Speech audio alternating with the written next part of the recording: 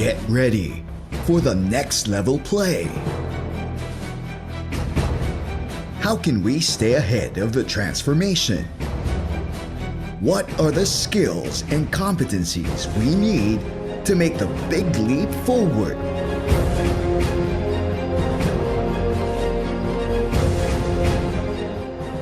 How can stakeholders collaborate better?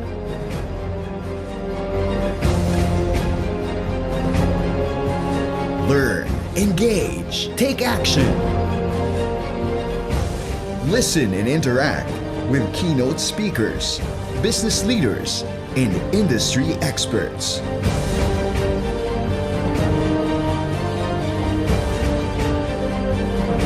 Join the virtual 2021 Transformation Summit, July 12 to 15, 2021.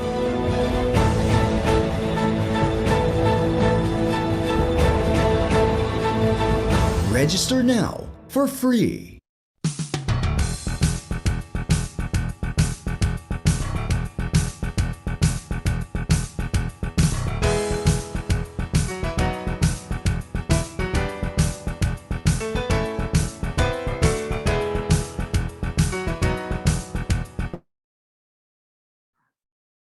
Good morning, everyone. I am DJ, this year's conference chair, and on behalf of the chairman and the board of trustees of the Cebu IBPAP organization, or CIB.O, welcome to day 2 of the 2021 Transformation Summit. What's next for the IBPAP industry? What is the next stage of our transformation? What is the next level play?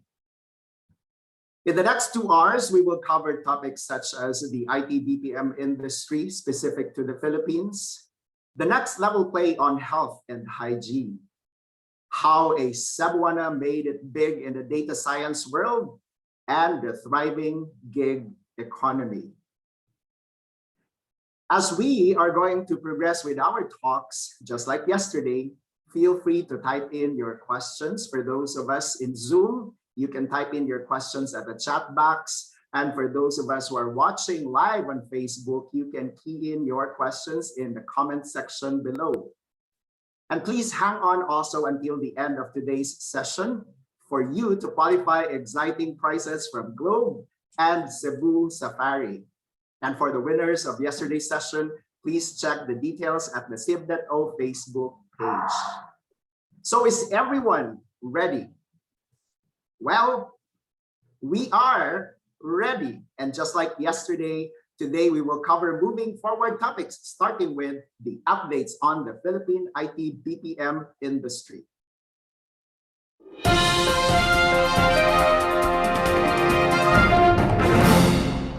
In spite of the lockdowns enforced last year, the industry still managed to grow at 1.4%.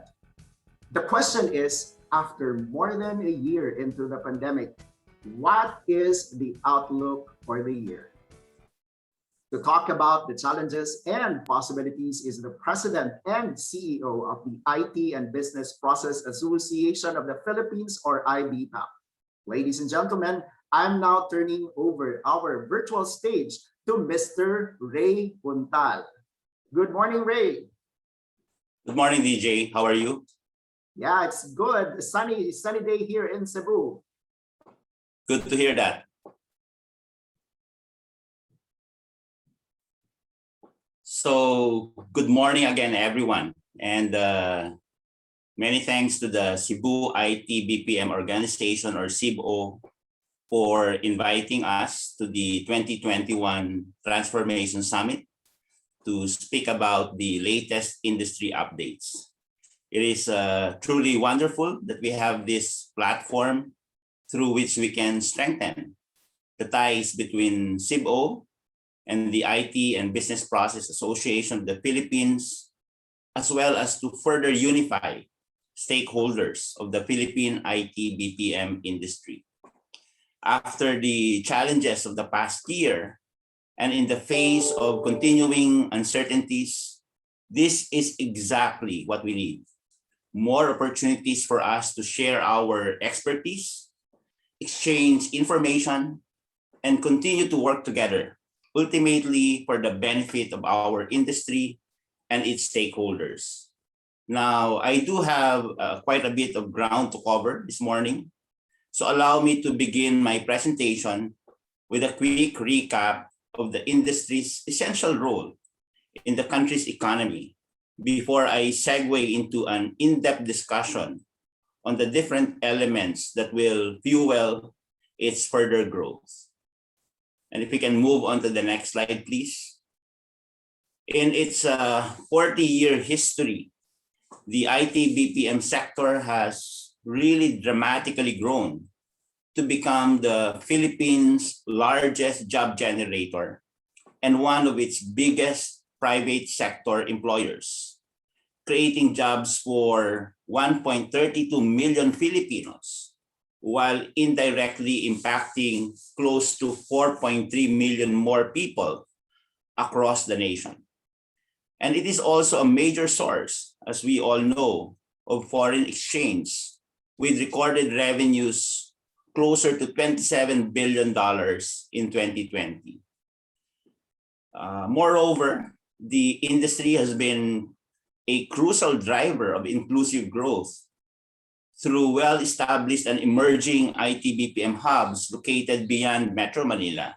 In fact, close to 30% of the sector's total headcount are now operating outside NCR. Equally important is that it is also one of the largest investors in the training and development of the Filipino talent, spending anywhere between 5 to 10 times more than other industries on continuous upskilling and reskilling, as well as immersions to global best practices.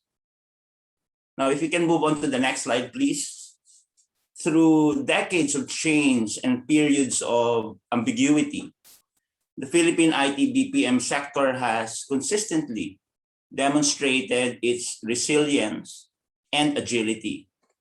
Year on year, and in the face of challenges like natural disasters, the financial crisis, and most recently, the COVID-19 global pandemic, the industry has been able to sustain its annual growth, both in terms of jobs and revenues.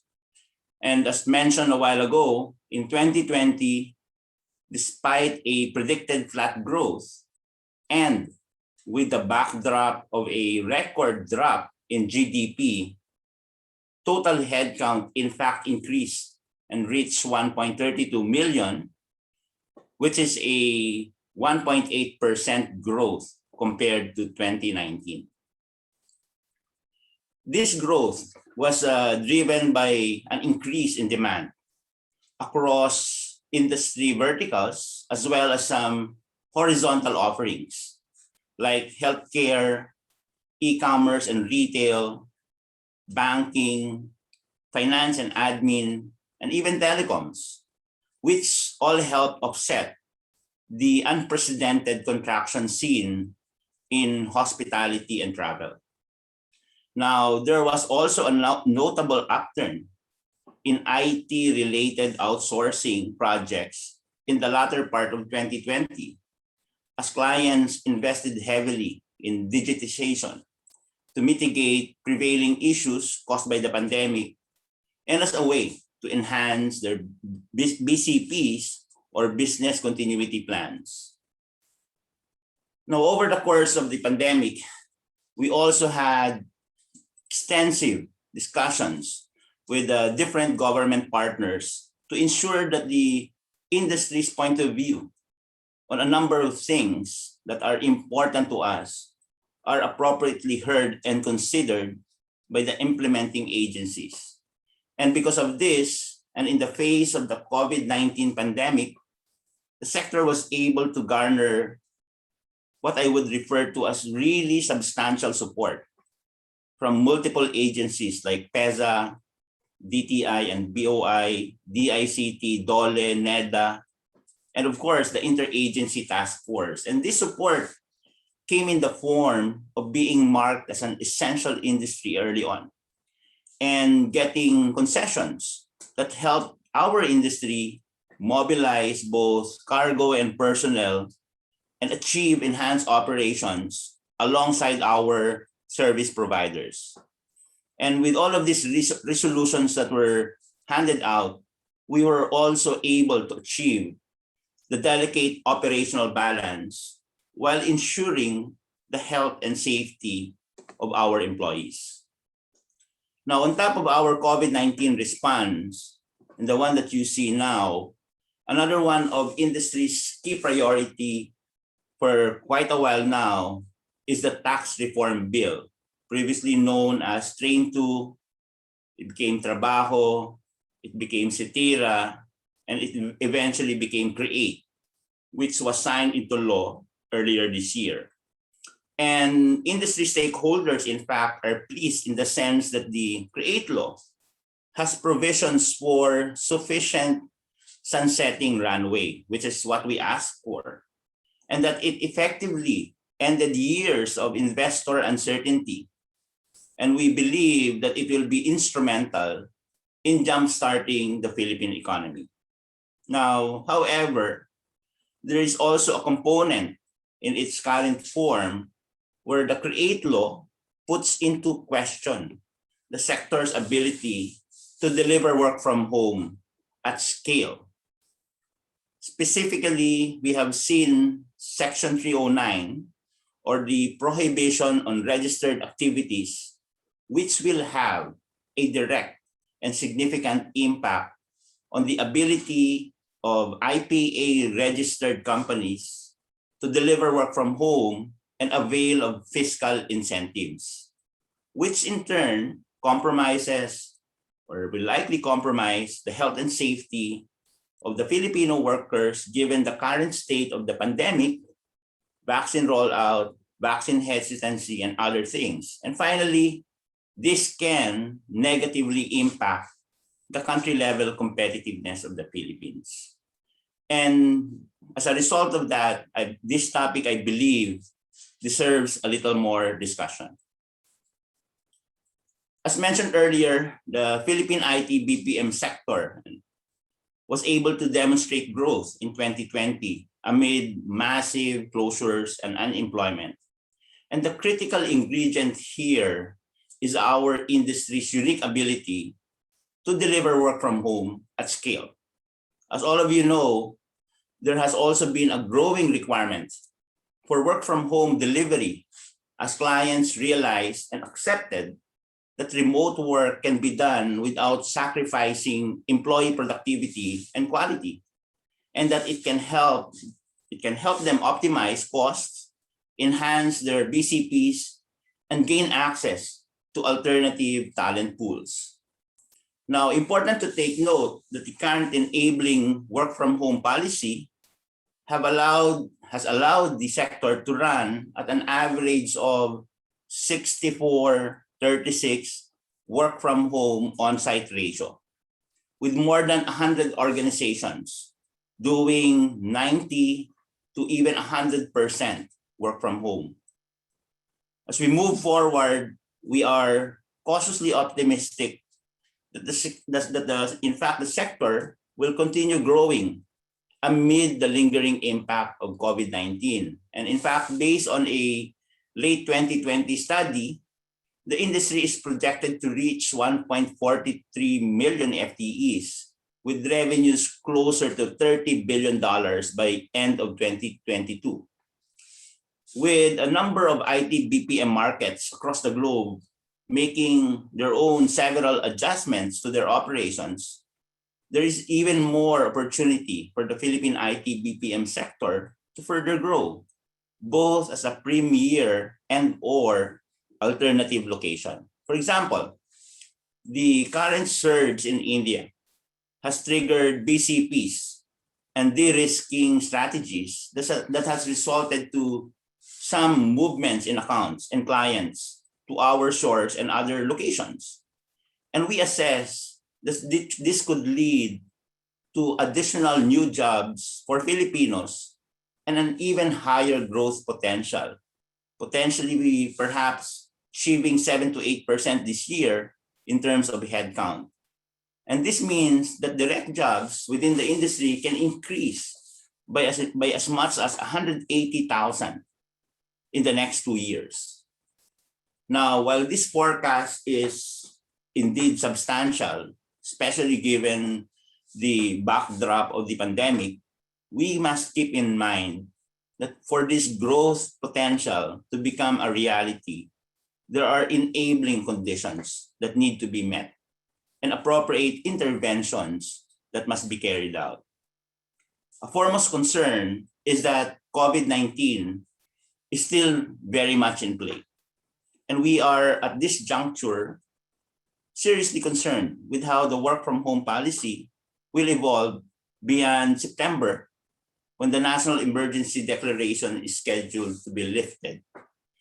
Our data shows that currently 65% of the ITBPM enterprises are running at 70% work from home or higher. And as I have just mentioned a while ago, more than 100, in fact, are running at a very high 90 to 100%. And while the community quarantine is still in effect and concerns about the health crisis persist, majority of these companies, in fact, plan on maintaining the status quo insofar as the work from home model is concerned. There is also a significant risk, which many of you will agree, of having to deal with heavily disruptive site closures in cases where there is infection clustering in the workplace, which, can occur given the level of vaccination and the sizable population who are still averse to getting vaccinated. And there are also other variants at play that are more virulent that we need to account for. And these are very costly and will negatively affect clients' confidence. And so again, let's look at what the future holds for us. Again, one of the things that the outbreak has inevitably changed is the prevailing work and service models that were previously employed by the sector. Global and local perception on the whats, the whys, and hows of remote work was altered because of the pandemic. Before COVID-19, the idea of work from home seemed more like a luxury and an exception. But over the course of the past year, it has really quickly become the driving force behind many organizations' ability to remain operational despite varying degrees of lockdown restrictions. More importantly, global and local leaders are seeing work from home beyond its purpose as a BCP measure. In this survey that you see here by Deloitte, you'll see that out of 600 global respondents, more than half are considering to implement a hybrid and mostly remote work model for the next 3 to 5 years. And in addition to the shifting viewpoints of employers on the hybrid work model, there is also a growing consensus among employees on the advantages of work from home, which as an industry, we are starting to align with because of the following benefits. Firstly, it obviously keeps employees healthy and safe by limiting mobility. It provides for job opportunities beyond metro cities by removing geographical boundaries and by virtually increasing the hiring radius of companies.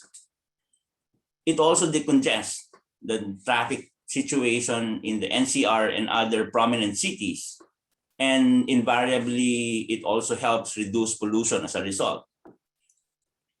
It's also important in retaining Philippine competitiveness, both in terms of cost play and operational flexibility, given the fact that companies prefer, and sometimes in their requests, explicitly ask for a work from home arrangement.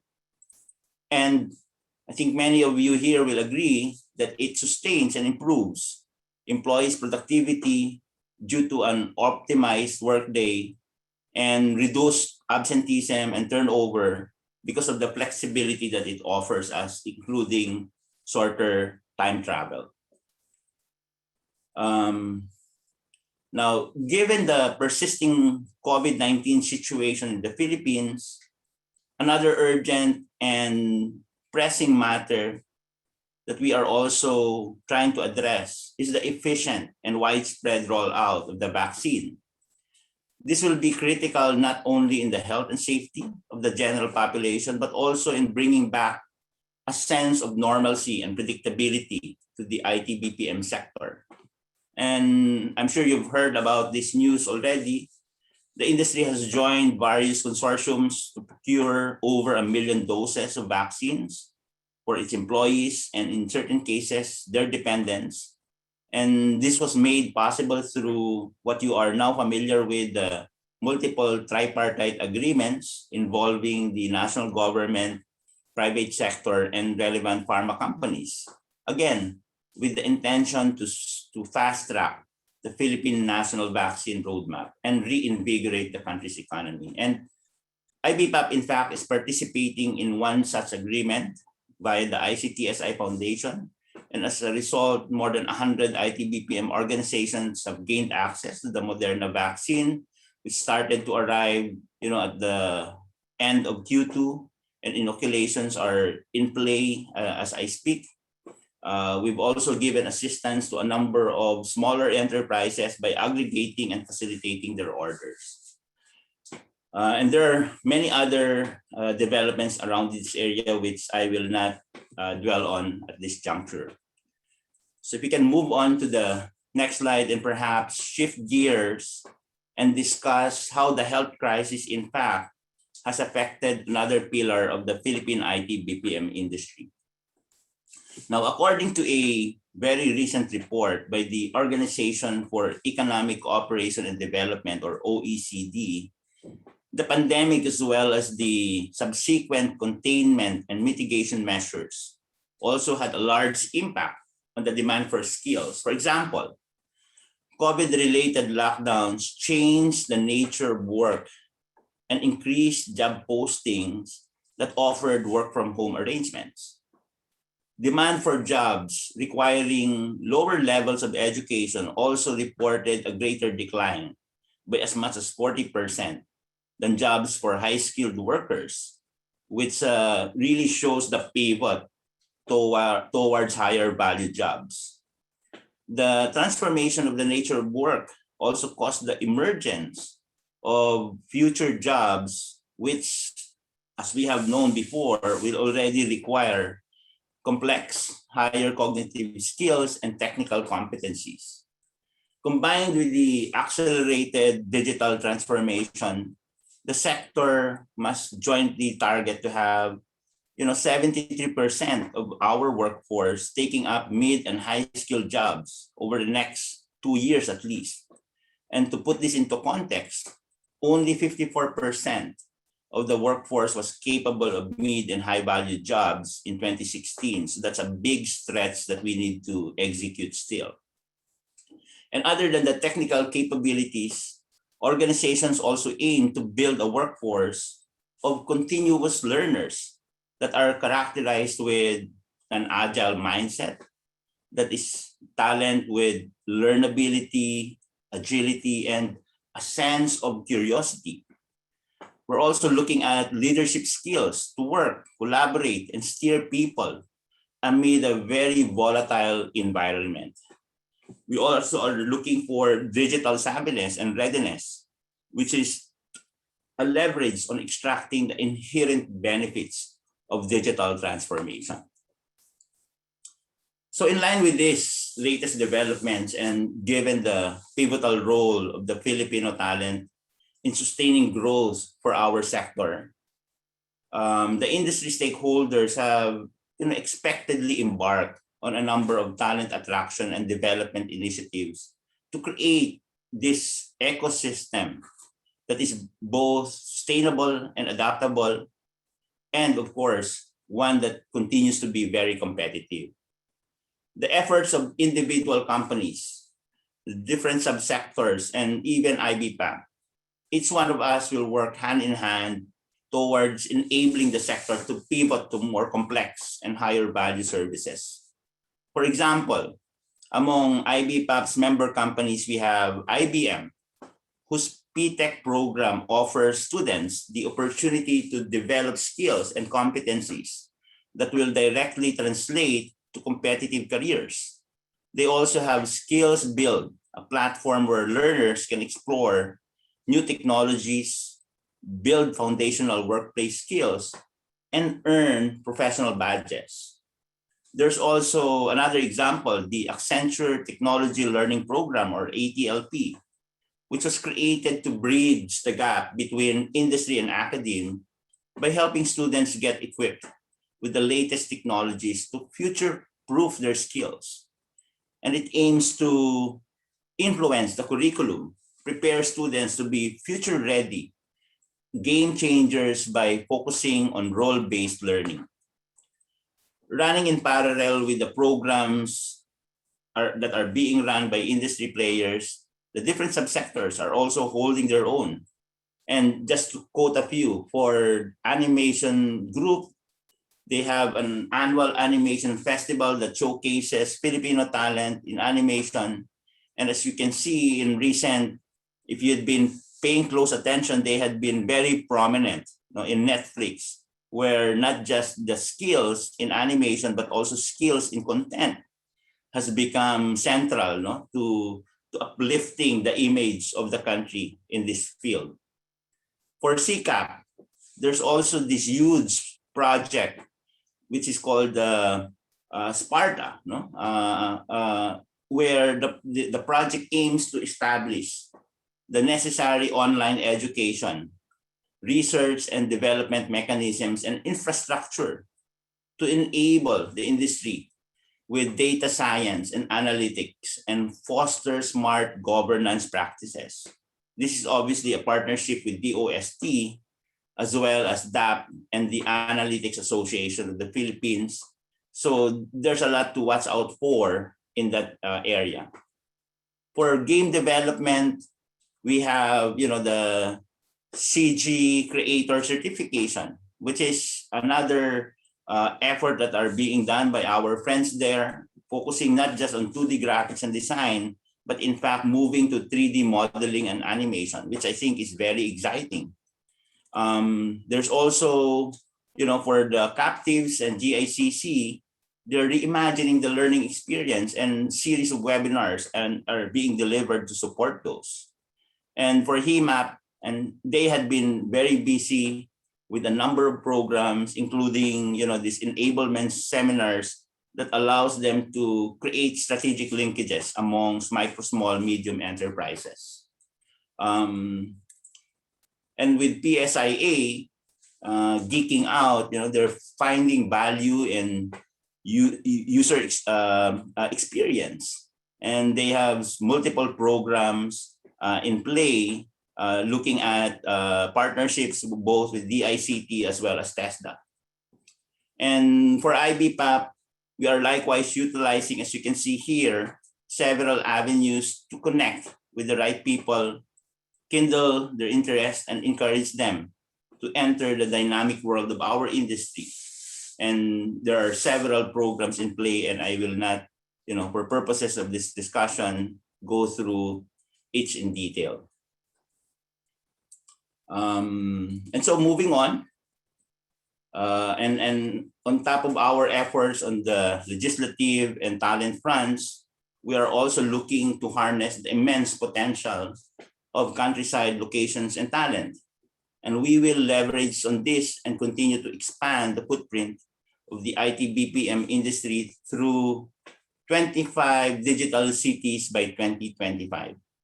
An initiative that we launched same time last year in collaboration with DICT and our friends, Lichu Property Consultants. And this program aims to drive, as you already know, inclusive growth in the countryside by transforming 25 high potential areas throughout the country into bustling IT BPM hubs. Now, each of these locations were carefully assessed and chosen based on a set of parameters reflecting the priority areas for investors and locators, such as talent availability, infrastructure, cost, and business environment. And just very recently, Monday last week, 9 of the 25 digital cities were able to launch their ICT roadmaps. Respectively, they are Balanga, Batangas, General Santos, Iligan, Legazpi, Puerto Princesa, Taytay, Tuguegarao, and of course, Zamboanga. We'll be following this up with the formation of a multi-agency task force composed of 13 government agencies that will need to jointly coordinate efforts to accelerate this agenda. Next, we are also preparing for a series of marketing workshops to help the locations develop their own promotional materials. And we will also be holding a business matching event later this year for the cities which are already ready to host operations to help them build partnerships with select IT BPM companies. Now, as a center of excellence since 2009, and Metro Cebu is really a blueprint, no, for these digital cities, as you have proven your capabilities in organically attracting and hosting major locators and have become established sites for IT BPM enterprises. Your local stakeholders have also proven capable, more than capable in fact, of marketing Metro Cebu's strengths to large global companies and sustaining a healthy growth rate of hosted operations. So many are looking to Cebu for additional inputs and contributions on how other areas can in fact develop themselves.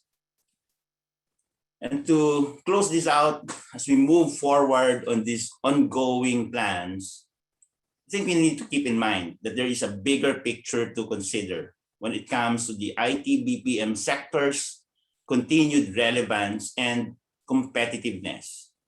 And based on the same study that we did late last year and a number of the industry stalwarts getting their heads together, we have identified the following strategic imperatives and initiatives that will be critical in achieving our growth potential, not just for 2022, but in the next few years. And this include, number one, a really stronger pivot towards becoming a more digitally enabled nation, and one that continues to be globally competitive and relevant as a prime investment destination. Second, there is a need for us to really expedite investments, both in talent attraction and development, particularly for domain and digital skills. It goes without saying that enhanced government support and our ability to fortify our role in the formulation of enabling and responsive and precise public policies is needed to create a business-friendly environment. We're also on the verge of refreshing the Philippine IT BPM value proposition and its narrative and promote continuing positive conversations around our sector abilities through strategic marketing and targeted investor relations initiatives. And last but not least, hasten projects in improving and strengthening telecoms, power, and transportation networks, as well as other infrastructures. The impact of the health crisis has indeed placed the industry in uncharted territory that I think, again, many of you would agree that we had been able to navigate relatively well so far. But then again, much remains to be done to pivot and get on the path of sustained recovery and growth.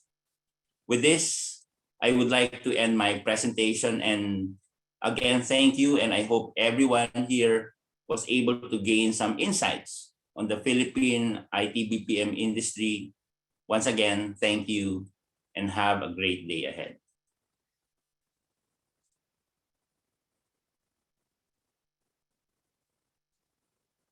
Thank you, Ray. You've actually presented interesting insights about the challenges that we are facing, like 70% of the workforce are still working from home, and a couple of site closures to prevent further spread of the disease. But you were also able to tell us about certain opportunities that the industry still remains to be the largest job generator, a major source of foreign exchange, and a crucial driver of inclusive growth. Thank you. So indeed, we are definitely living in a time that's filled with challenges and opportunities. COVID-19 has turned our everyday routine upside down, and the arrival of vaccines have given the world a shot of hope. Will life return to normal after we all get vaccinated? What's the next level play on health and hygiene?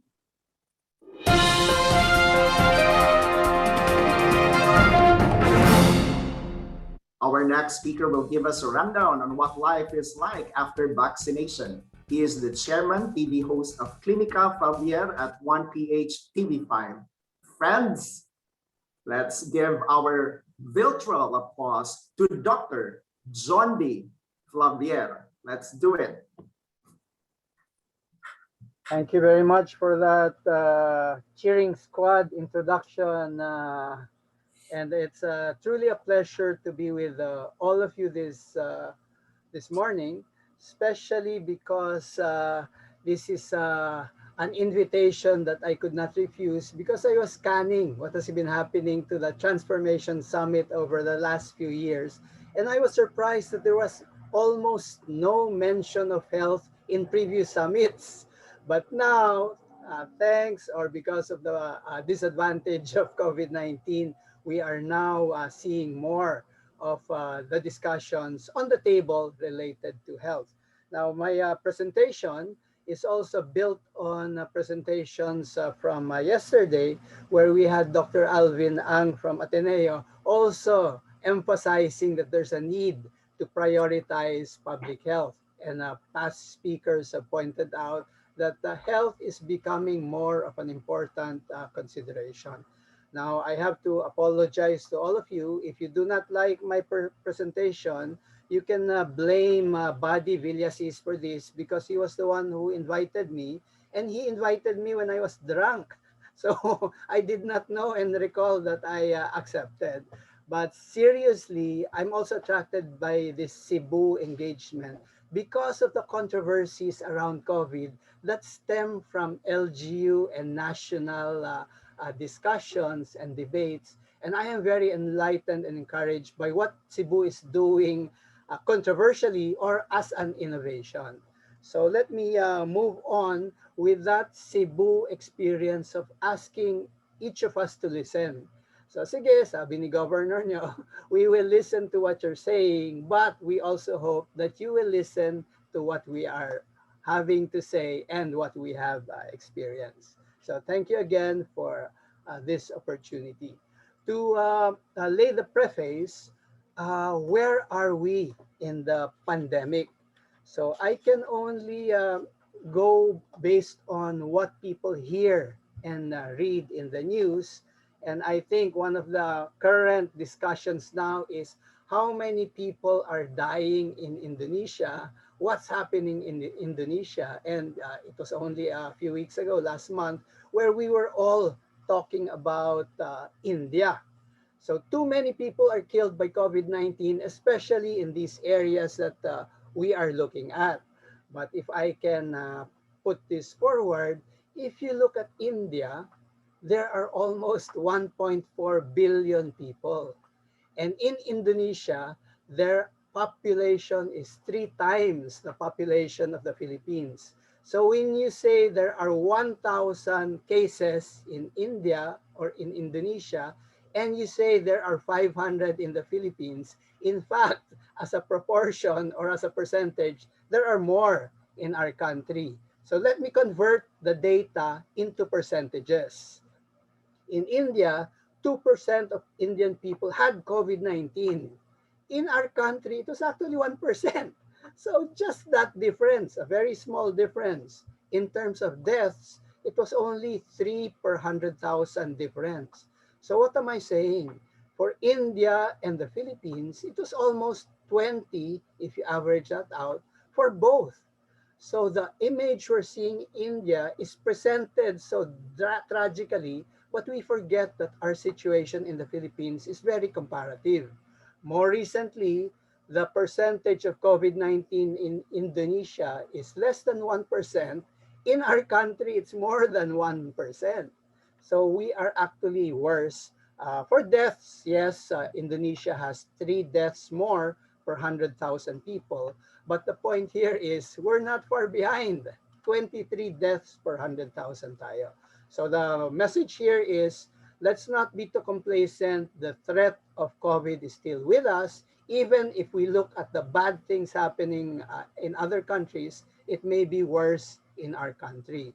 The good thing is from the very start, what we need to do has always been in our hands. Let's wear masks, wear face shields, wash our hands and keep ourselves clean and keep a distance from each other, especially when there are opportunities when we can get together. Beyond the hands and what we can do, now there's the opportunity to have a solution in our arms because the vaccine is already with us, and even with the variants, with the side effects or other fears, especially because of comorbidities and risks to many of us, vaccination is still very, very important. Here, it's embarrassing to point out that for Indonesia, the second dose administered is already available to 5.8 or 6% of Indonesians. Here in our country, only half of that percentage have been vaccinated. So we're not doing too well in that area. So what other considerations do we have? Even with all the protests or complaints about the vaccination, let me emphasize that even a little protection is much better than no protection at all. Let me uh, illustrate this by pointing out that in our streets, 3 policemen patrolling our streets is very sufficient. You do not need a battalion of soldiers to man our street. It will be too crowded and they may be unruly. So this is my reflection of our desire to have the best vaccine, the one with the most effective components, etc. We do not need that. And more importantly, when you have policemen working, you also have community tanods. Tanods can be likened to T cells in our body. So when you have an immunization, you will have some protection, you will have some antibodies, but the more important T cells are there so that when the antibodies decrease, once the threat returns, these memory T cells generate the protection that will be needed. So you don't need a very, very impressive vaccine in the first place. Starting with our own experience, I'm not sure if you recall Secretary Juan Flavier or Senator Juan Flavier. I'm slightly taller than my father, but he claims to be definitely more handsome than me. But during his time, the immunization rate for our children was around 90%. Now, the more recent figure is only 70 to 80%.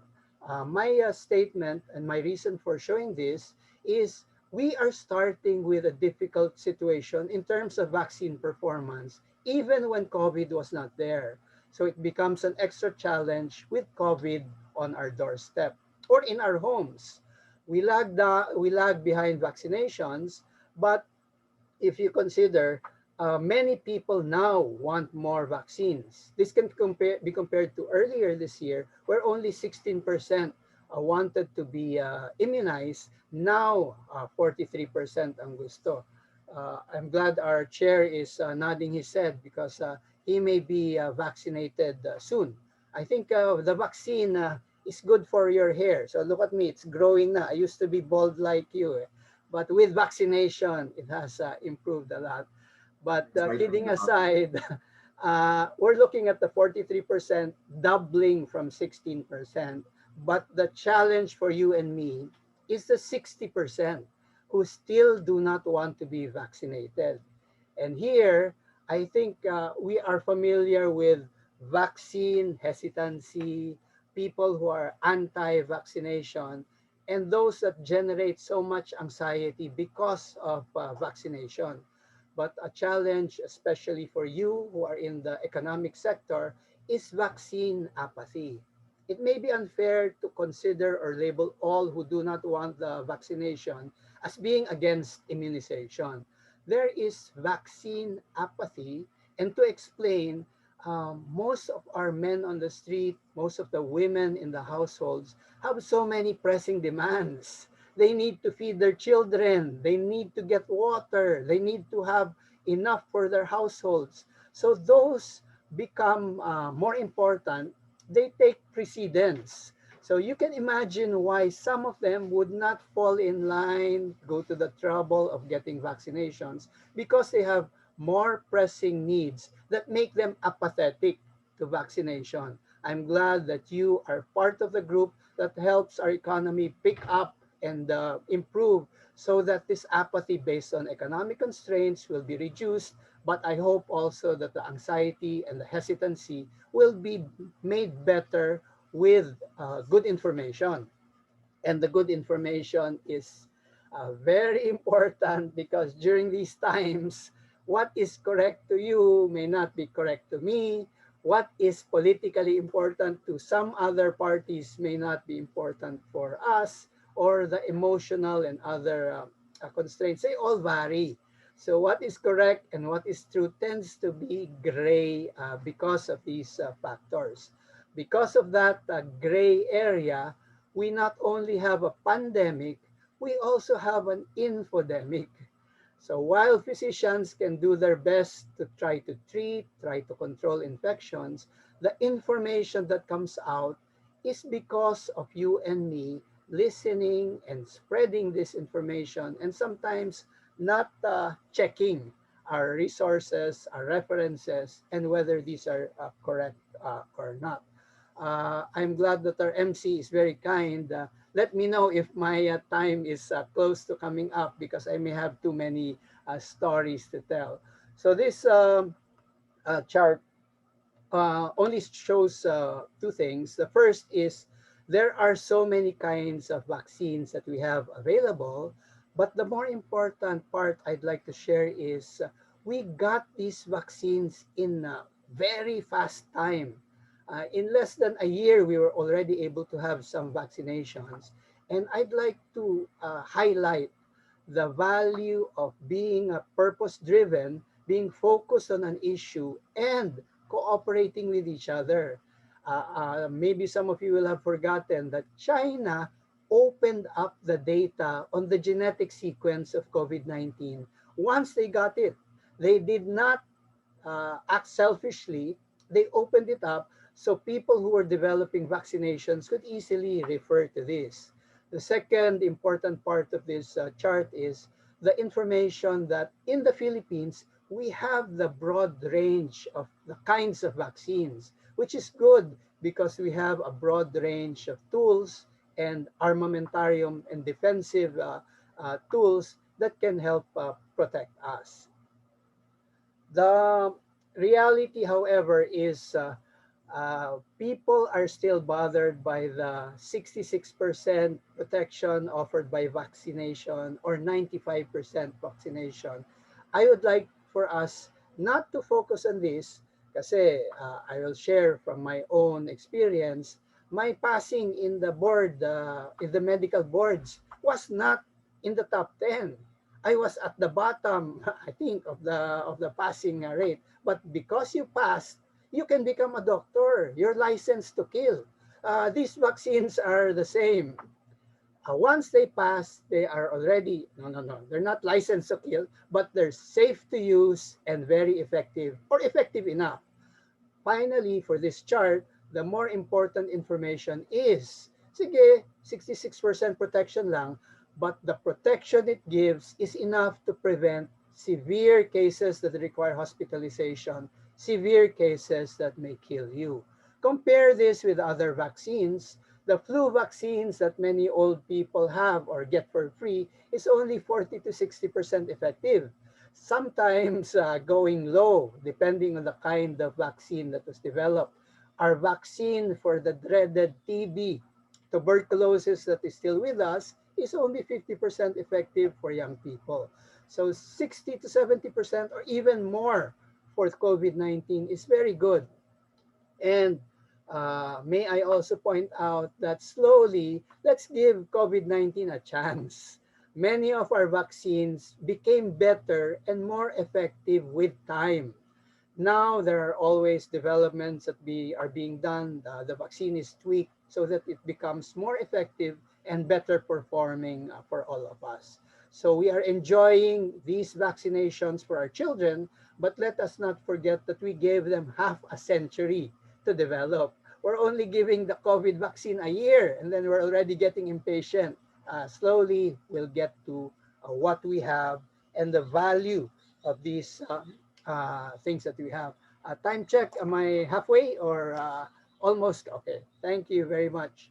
So what are the lessons that we are learning? Vaccines against COVID are effective.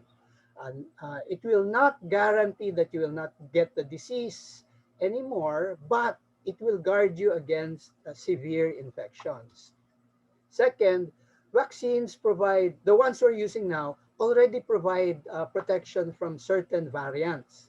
The key to this is the more you vaccinate, the more you control the variation among the viruses. So more people are vaccines, less replication, less transfer, uh, diminish the chance for variation to occur, and it becomes a double protection for us. So those who are vaccinated do not spread the disease easily. And the caveat here is even with vaccination, and especially because our vaccination rate is so low, we still need to wear face masks, be careful with other precautions of hand washing, distancing, and ensuring good air circulation. So it may help if we reduce restrictions for those who are vaccinated. You're already hearing this. Now, if you have a vaccination card saying that you have had the complete dose, you can travel more easily. In Israel, that's been done with the rate of vaccination, and that may be an incentive for those who don't want to get vaccinated or fear having the vaccine. And more importantly, those who are apathetic, maybe the message that, sige, you have vaccination, you can look for work or travel to work more easily because of the vaccination that you are having. So the threat of infection from the SARS-CoV-2 or COVID-19 virus is still affecting many of those who are not vaccinated. But the, the pragmatic view here is, sige, those who don't want to get vaccination, you will actually help us by getting sick and getting natural immunity. My only fear is that you get too sick or even die. So yes, you'll get natural immunity, but I hope you help us, you become one with us without that danger of killing yourself. Uh, I have to get help from Cebuanos here. Malasakit or caring is translated as nga pag-amuma. Is that pronounced well? Pag-amuma. So caring for each other is very important. And the vaccination, wearing masks are all expressions of malasakit and nga pag-amuma, which is what we still need. And it needs to be borne in mind that we are still studying and gaining experiences. We don't know everything, but we know enough to promote vaccination. We know enough to encourage face mask using, hand washing, and the like. But slowly, this will be added to our knowledge and information, and we can do more.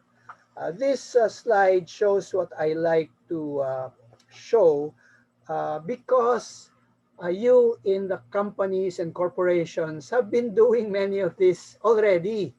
You have barriers in your BPO or booths. You wear face masks in factories and shields and require people to keep clean.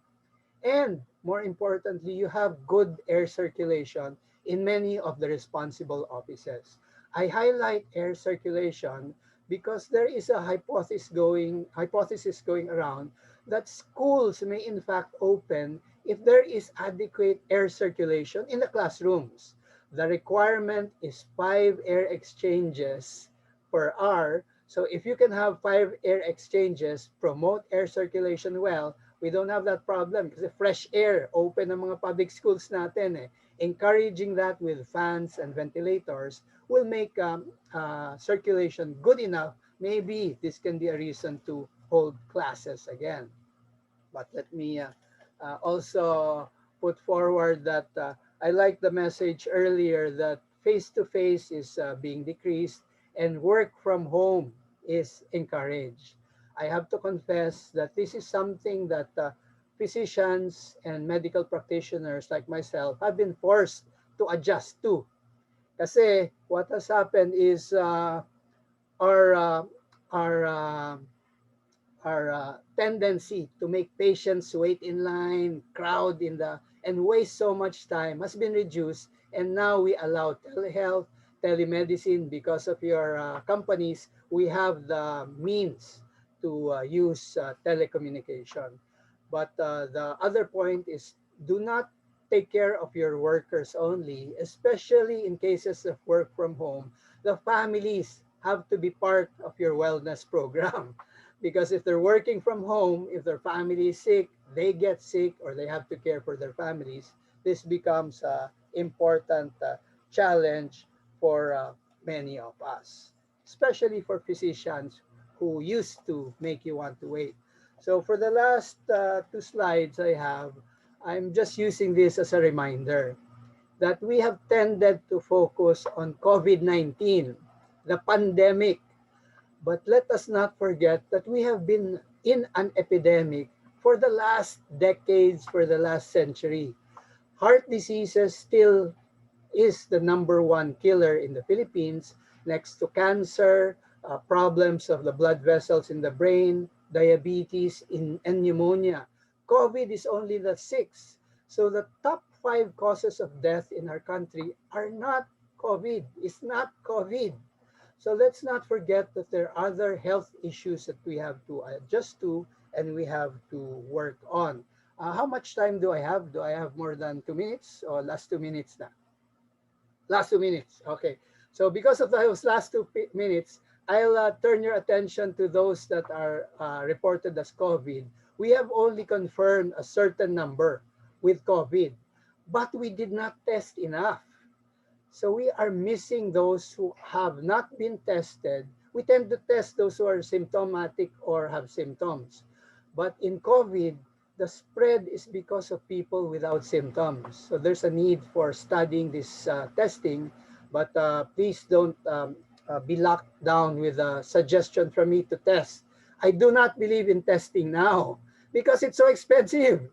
People are making money from testing and they're not very effective.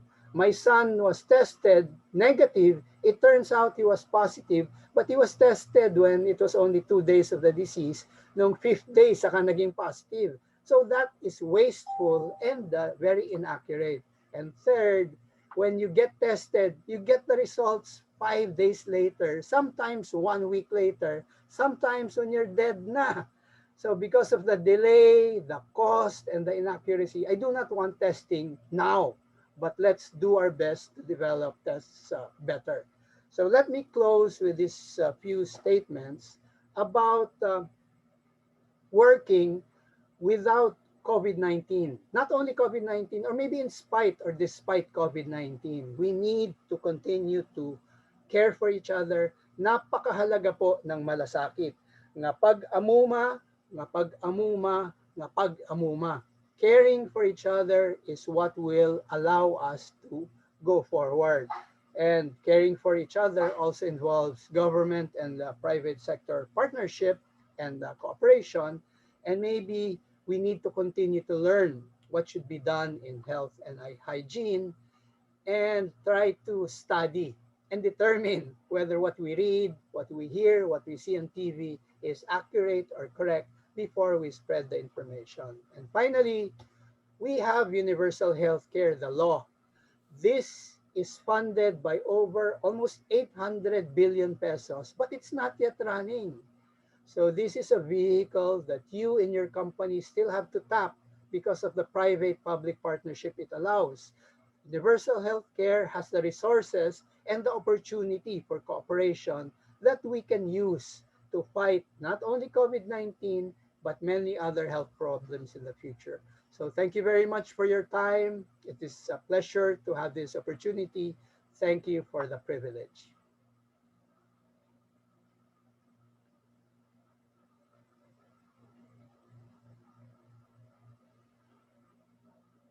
Dr. Jondi, thank you very much for reminding us that vaccination is important, that even a little protection is better than no protection, and that we should not stop caring even after the pandemic. Yes, we are really looking forward to a world after beyond vaccination, not the new normal that we used to think, but a new and better normal. We can work smarter, live together, and to your point, to care better for each other. And speaking for better and working smarter, we now move to something far but close. Far because it's an ideal and our speaker is currently based in New York, but close because she is relatable. A Cebuana who made it big in the data science world.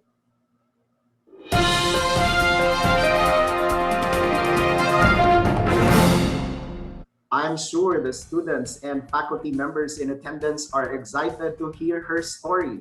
She is a mathematics graduate from the University of San Carlos and now a senior data scientist currently based in New York, who was recently awarded as the Data Science Professional of the Year at the 2021 Women in Technology and Data Awards. Ladies and gentlemen, Miss Lory Nunez. Good morning, everybody. Maayong buntag. My name is Lory Nunez. I am a senior data scientist responsible for leading global artificial intelligence initiatives at a financial institution. I am based in New York City, but I have been born and raised in Cebu, specifically Bulacan Pardo and then Talisay. I also finished my studies in Cebu City. First of all, I'd like to thank the organizers for inviting me. I had been conducting talks mostly on technical topics in North America, Europe, and Asia. But this is my first time conducting a talk virtually in the Philippines. And also, this is my first talk that mainly focuses on my career path. So, this is a couple of firsts for me, so I'm very excited. Just to give you a roadmap of the talk, this is around 20 minutes. And in the 20 minutes, I would like to share with you my career journey and along the way, the crossroads and pivots I had to make in the course of 15 years after college. I also will include what advice I can give to people who may be in similar situations and who may want to pursue a path similar to mine. All right? So let's start. Let's start from the most recent one. Just recently, I have been recognized as the Data Science Professional of the Year by Waters Technology in their Women in Technology and Data Science Awards. It had already been such an honor representing the company I'm working for right now for the nomination. And then when I learned that I got the award, it had been a really, really fantastic surprise. I can attribute this to all the diverse experiences I had from being a software engineer, a business intelligence analyst, a project manager, an applied researcher, a data scientist, and even a law school student. Each of these experiences and the people I have met along the way made me who I am today. Right? I am the sum of all the experiences I had. And who am I today? I would like to think of myself as a well-rounded technology professional with specialty in artificial intelligence and machine learning, a professional who is capable of building AI-driven products from ideation to production deployment. And depending on scale, the build out of these products could be just by myself, or it could be with or leading a globally diverse team with multiple members. That's how I see myself today. But how did I get here? So, as I mentioned before, I graduated from two Cebu institutions, St. Teresa's College and University of San Carlos. When I graduated from high school, the obvious question of what I will major in obviously comes to mind. Both my parents are lawyers, and I've always wanted to be a lawyer. In high school, I entered speech contests and was the editor in chief of our paper. So, presenting and writing were something I thought I was good at. So, the natural conclusion was, you know what? Take up any pre law course like political science, economics, business management. But then again, I've always been interested in technology. When I was in high school, I took courses in programming and databases from STI, a college in Cebu, and I was always on the internet, even if before it meant clunky modems and dial ups.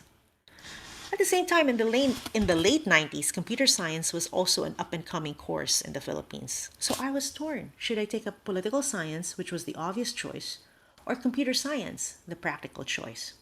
Right? So I would like to share with you this slide. Hold on.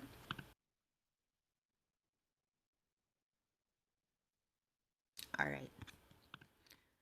Looking back at the decision tree in my head at that time, there were three main factors that I took into consideration. And you know what? These three main factors were just not factors when picking up a course, but also I used this when I was trying to pick a job or pick what post-grad course I would take. So the three factors are, the subject matter, the outcome, and my personal interest. For the subject matter is for this course, what skills are being focused on and what core concepts are being taught. For the outcome, obviously the practical question, will I be employable after completing this? And then personal interest. Is this subject matter something I'm really passionate about? Or are the skills and concepts taught things that I would like to learn more? At the end of the day, I took neither political science or computer science. I took up mathematics instead.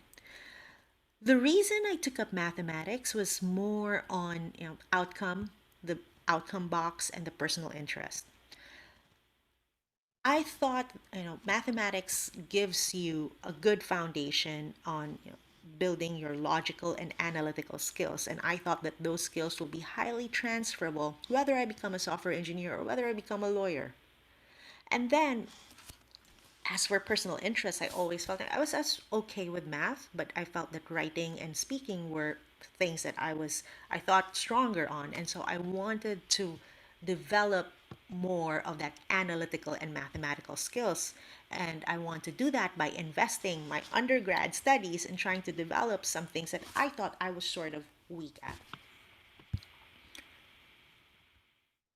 So after graduating from mathematics, I had a couple of options, either to work as a software engineer or work as a private banker. Again, I had another crossroad. But going back to the slide, so my first job slide, I used the same three main decision factors, but if you notice, the details in the outcome has changed. It's more on okay. Now it's my first job. What's the compensation like, and what's the career path? So for the first job question, I was mainly focused on again outcome and personal interest. I chose to become a software engineer rather than a private banker because at that time it was not outcome, it was subject matter and personal interest. So I chose to become a software engineer rather than a private banker because technology was something that I was really innately curious on and I want to learn more about it. And this job gave me an avenue and gave me the resources to learn more about it.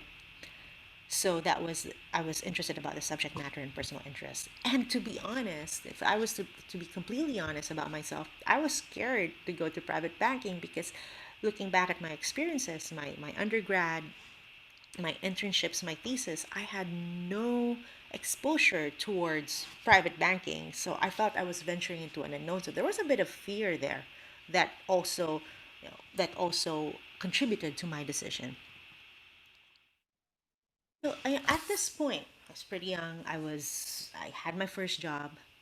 Even if I had crossroads, I was on a well-defined path. College, first job. For others, the path might not be as well defined. Some people might elect not to go to college, but just take a job directly, or they might elect to go to a trade school or a boot camp school.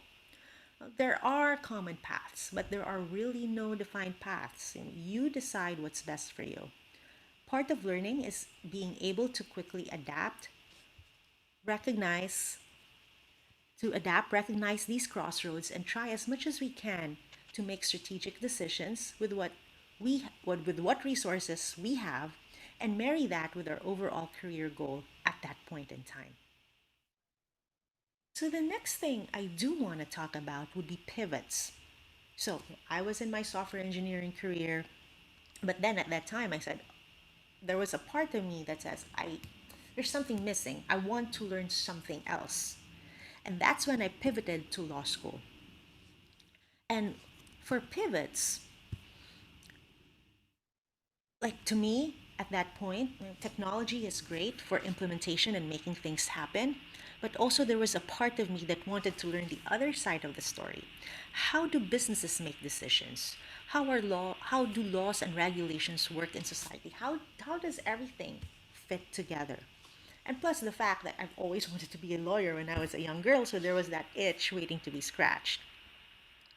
So when we look at career pivots, in my mind, it's again the same three boxes as to what what is that new career you're pivoting to, what's the subject matter of that new career you're pivoting to, what's the outcome of that new career, what's your personal interest in it.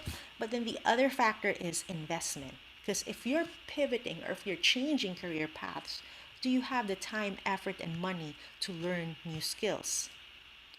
So to me, I literally had to quit my technology job and go to law school. That's the investment I made when I pivoted. And pivots could be, anything. You could pivot to become, from let's say an accountant to a software engineer. You might pivot to become from a back-end engineer to a front-end engineer. And I think pivoting makes us more into well-rounded persons, increases our knowledge base. It's a risk, and it takes a lot of work. So the investment box is really important. So I went to law school, and as I was more than halfway through my law school studies, an opportunity to work for a US based artificial intelligence company in the Philippines came to me. Now, I got offered the job because of my math background and because actually of my thesis in college, which was about artificial intelligence. At this point, it was more about being opportunistic and taking risks. So I took the risk of stopping law school and to come and work for that startup. Now, that was a risk in a way because I already invested more than 2 years of my life being in law school, and then also working for a startup in the Philippines more than a decade ago was not common. But I took the risk because I thought that I was able to work with a US based company, and I was given the chance to learn a technology that wasn't as mainstream as it is now, like data science, artificial intelligence. 10 no more than 15 years ago wasn't as big as it is now. And the reason was is because we did not have that much data, clean data, and that much compute power to actually have reasonable outcomes or products that use artificial intelligence algorithms. But yeah, so I worked for that startup, and this was the start of my startup journey. I worked for a couple of startups after it, and what I'd like to share with you are some takeaways that I had when working for a startup. Startups are different from big companies. What I learned from startups are four main things. Startups are basically concerned about end to end processes. And the good thing about it is you become more well rounded and you have a better sense of your product end to end. So the concept of failing fast is there in startup. The concept of having the minimum viable product. The concept of an agile methodology. The other part of startup learning is you have to learn quickly. So we are lucky now. We have so many tutorials and online courses to learn quickly. And also, yeah. So and also there's no, and the best way to learn quickly sometimes would be in startups where we will be given deadlines, or we will be given very truncated amount of time to finish something. So it's really, you're really pushed to learn quickly. The other thing in startups, you have to validate your ideas quickly. So you learn to appreciate user surveys, user experience. Then obviously you need to implement quickly. We have really good tools right now like Amazon, AWS, Google Cloud. There are some languages that are quick to learn. You have Python, and some you may have other no-code software. So that's my career journey in a nutshell. After working for a couple of startups, now I work in a big corporation, a couple of big companies as well. And now you also have the pivot I made would be more on how do I juggle between being an individual contributor to managing. So that's some of the some of the additional learnings I need to do. Now, what advice can I give? I don't know everything, but just based off my experience and what I know, I would just say be open to learning new things. Do courses. Go. There's so many online courses right now. Go to those and either do a project. You can do a project by building a portfolio. As somebody who looks at resumes and doing projects, I think that the most important, the projects that really resonate with me are projects that really show how a problem is being addressed end to end. What was the problem? How was the problem being solved? What technology was being solved? And how it was being solved. The other advice I could give would be recognize possible use cases, be it in your school and work. So when I was in college, my thesis was about a problem that I wanted to solve. The problem was how do I improve the enrollment process so students can choose the most optimal course load? That was the problem that I wanted to solve. AIML came after. I did not start out with AIML, but I started with a use case and I started with a problem. And then the third one is focus on becoming a well rounded professional. So let me go through this slide just really quickly. So if I were to be really specific about AIML suggested items to learn if you want to venture into this field, concepts would be supervised learning, unsupervised learning, deep learning, natural language processing, technologies and tools, and these could change. But the most popular ones would be Python, AWS, Google Cloud. You have data engineering tools like Spark, Elasticsearch, dashboards like Tableau or Click. And the other one I kept on mentioning about being well rounded. So aside from learning, all these technical core concepts of artificial intelligence and machine learning, in my opinion, one shouldn't also ignore skilling up on other aspects. So we talked about quantitative, right? We talked about math concepts, computational skills, algorithms, engineering, and architecture. You can get that from your degree or non-degree courses, online courses. You can go to Coursera, Udemy. There's LinkedIn Learning, AWS, and Kaggle. These two other aspects like the business or entrepreneurial skills and soft skills I feel are also very important in your journey to become a well-rounded data scientist or a data professional. Business or entrepreneurial skills could include how do you assess impact, how do you estimate cost, how do you make project proposals, how do you cultivate innovation. Soft skills could be communication, leadership, and collaboration. And there are some organizations, one is Toastmasters that I had been a member of, that would really help you develop your communication and leadership skills. And then also personally, you seek out leadership opportunities and you seek out mentors. So that is my career story, how I got to where I am. I hope that this was helpful for you, and I hope that inspires you to also find your own story and craft your own path. Thank you very much. I really enjoyed having this talk with you.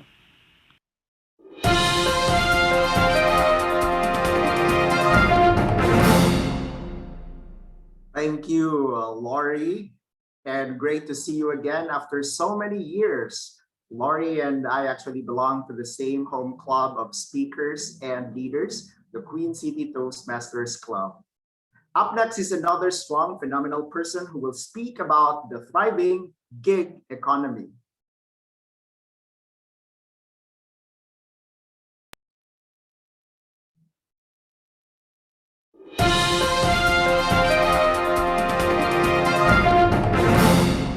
The COVID-19 pandemic changed businesses the world over, accelerating digital transformation.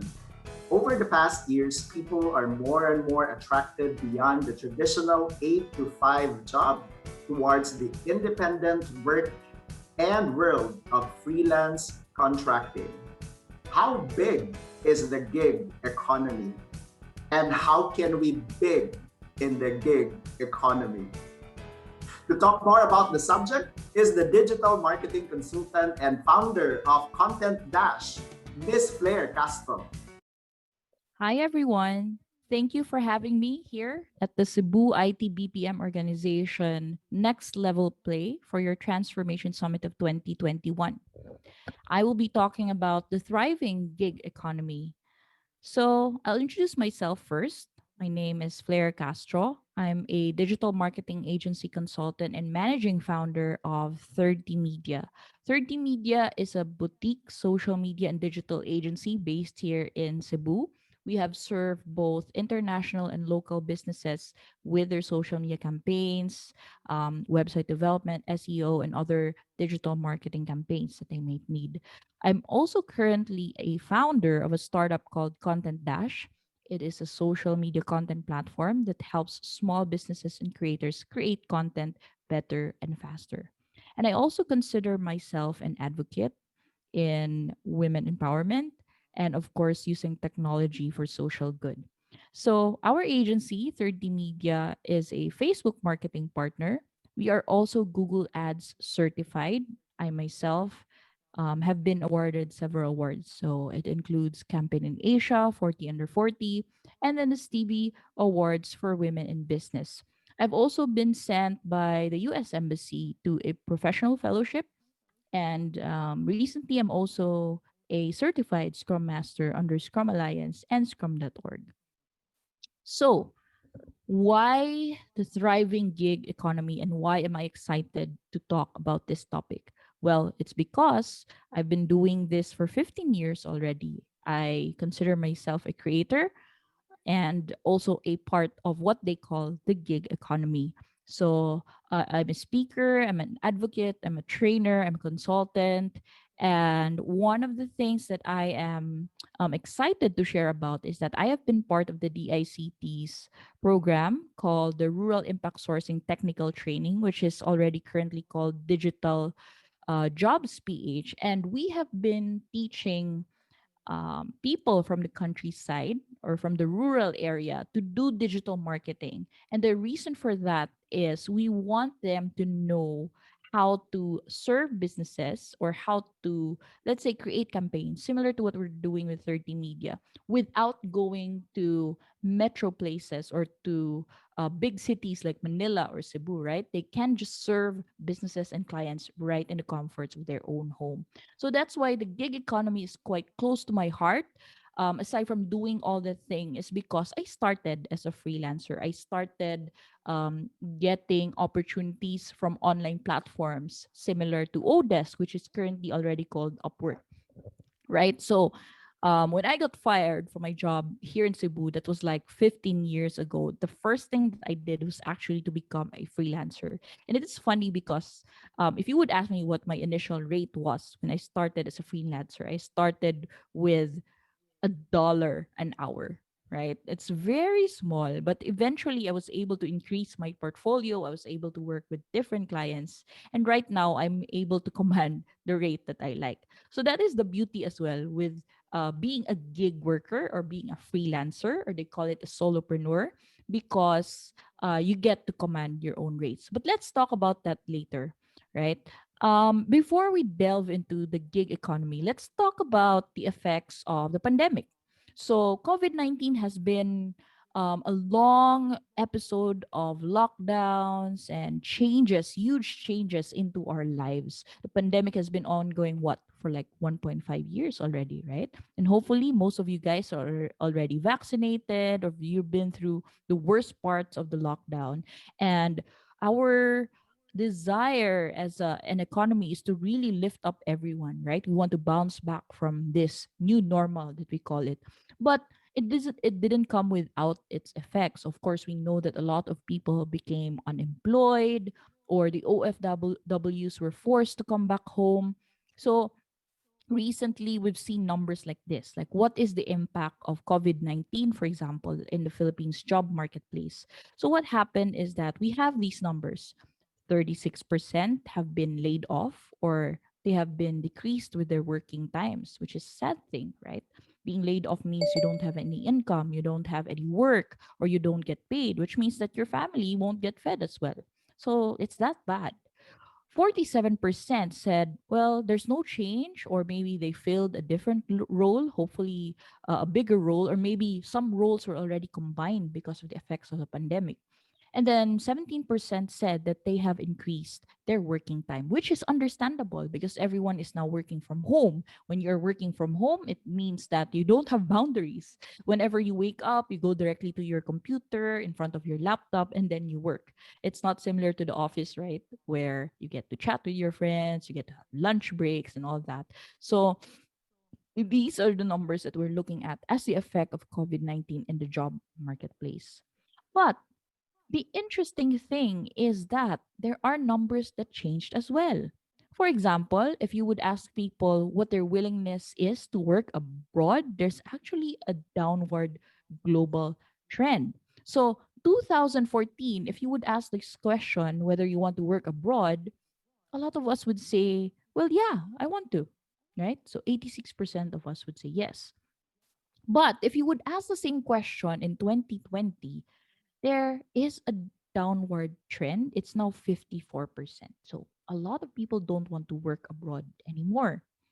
So what else? What are the other numbers? Well, in the job market in the Philippines, if you would compare before, during, or after COVID-19, well, people are now given a choice whether they want to completely work remotely, or if they want a combination of remote work or on-site work, or they want to be completely on-site to work in the offices. Well, as the numbers would suggest, 49% of us, if given a choice, would want to completely work remotely. Wouldn't want that, right? You make your own coffee, you demand your own, you work at your own time, at the comforts of your own home. A lot of people want this kind of setup forever. But some of us, of course, they want a combination of remote and on-site. Maybe go to the office like 2 times a week, and then the rest of the days they would work from their offices, right? So a combination. Now, if I could share these numbers, this is really interesting because if you would use Google Trends and then you would look for the term work from home, there is a spike of searches for work from home right before the lockdown. So March 15 to 21 of 2020, there was a spike of people searching for work from home. So maybe people want to understand how to work from home. How do you handle remote work? Or maybe people are looking for work from home setup or options. Or maybe most importantly, people are looking for work from home jobs or opportunities. So imagine that there's a spike right at the start of the pandemic, and it's been ongoing, right? There might be a downward trend, but people are now familiar with work from home setup, right? So now let's go to the actual gig economy. Okay. So what is a gig?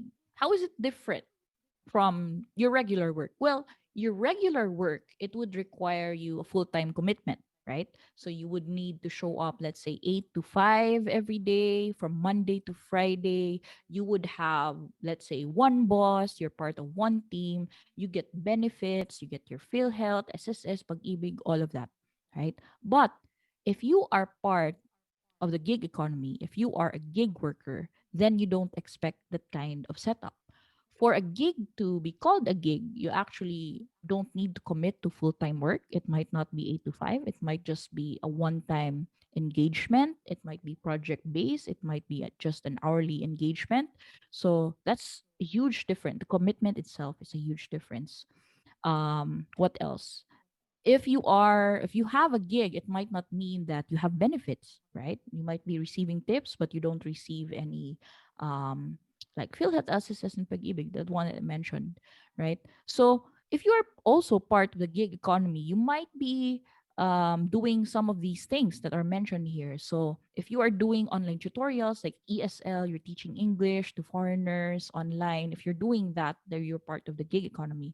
If you're doing online streaming, for example, or you may be playing online games and then you earn from it, there's an increase right now in the playing of NFT game. If you're familiar with Axie Infinity, they're already part of the gig economy because they said that they earn three times as much as those who went to Hong Kong for OFW work. Imagine that, right? If you're doing online streaming, you can be considered as part of the gig economy. If you're also doing data entry, well, that's part of the gig economy. And then if it's just a one-time engagement or project based, then yeah, you have a gig. Doing virtual assistants can also be a gig, right? Doing website development, because once the website is up, sometimes businesses don't require maintenance. That's also considered as a gig. If you are doing digital marketing services, let's say it's just a one-off, they just want their Facebook page up, then that's also considered as a gig. If you're doing customer service or technical support, that can be considered as a gig. If you're doing food delivery services, like if you know someone who's doing Grab or doing Food Panda or Lala Move, Tok Tok, ganyan. So you're also part of the gig economy. And then courier services as well, right? So anything or any job that you can do on the side that doesn't require full-time commitment, can be one-off, project-based, hourly rate, you are part of the gig economy. And hopefully you do have a gig, because at this point in our economy, we all need side gigs. Would you agree? Ayan. So now, if you would ask, how big is the gig economy? Well, let's look at the numbers. It says here that the countries with the fastest growing gig economy would include the US, right? So there's an increase now of gig workers in these countries. So you have the US, you have you have UK, Brazil, Pakistan, Ukraine, the Philippines, and then India, Bangladesh. So look at that. We have a higher growth of gigs from in the Philippines than India. That's fun, right? And then also, according to PayPal, out of their 2019 Global Freelancer Insights report, they said that at least 2% of the Philippine population are freelancers. They're still part of the gig economy. So imagine that it's growing. There's huge portion, not huge, 2% might not be huge, but there's the presence of freelancers and gig workers in our country. So let's go to the next one. What are the perks of being part of the gig economy, of this growing sector of people looking for gigs? Well, I'll present it to you in two fronts, right? As a small business, if you are hiring gig workers or you are engaging yourself with gig workers, these are your perks. And then for gig workers as well, if you're the one doing the work, then these are your benefits. So, for example, for small businesses, they might be able to save time, they'd be able to save money, right? Because if you engage with gig workers, you don't really need to give them benefits, diba? Because it's only for one time or one off engagement. So you'd be able to save time, you'd be able to save money. The best thing about getting gig workers is because you can get the best person for the job for a given time. You get the best of the best and you get the experts. Yun, kasi they're focused on that kind of work. You can also skip your recruitment and selection time. Imagine the time that you need to spend just to look for someone full time. It takes a lot of resources as well. So might as well just outsource it or get a freelancer or get gig workers to do the job.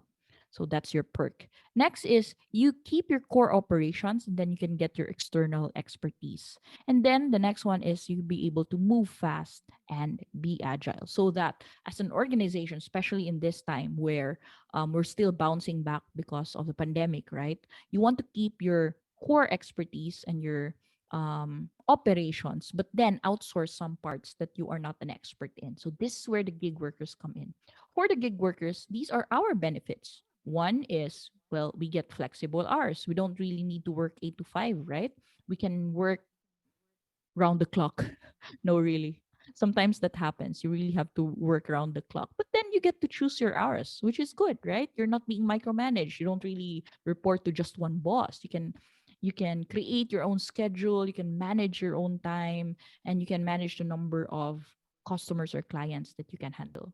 And then you can build out of this, you can build your own business. I would say that this happened to me as well. I was able to build my own social media and digital agency because of being starting off as a gig worker, right?